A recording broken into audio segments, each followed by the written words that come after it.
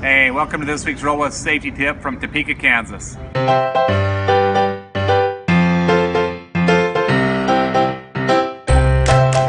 Welcome back. Chad Hymas here, coming to you live from Topeka, Kansas, 100 degrees outside. And this week's topic is change, and how do we take change and look at it from an optimistic point of view and take the change and the change that occurs in safety with all that our management puts on us. When I say put, I say that in a good way. I don't think they put rules and policies in place for us to be hurt or to hurt us.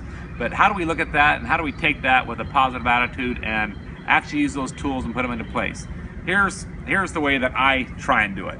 Whenever change comes my direction, and whether it be a new policy or procedure, and I get them all the time with my disability, as it's flying and they don't want to put me in the bulkhead aisle, or no exit rows for people that are like me, or they want me to transfer onto an aisle chair instead of carrying me on. That's a different change.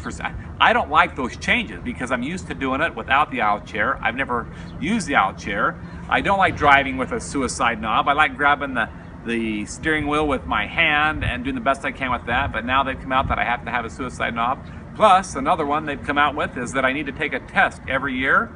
So every year I have to go retest just to get my driver's license, when before it's been every 5 years. So here's what I try and do. I try and look at those changes that come down, and I try and look at them and realize that those changes aren't about me. They're about everybody else.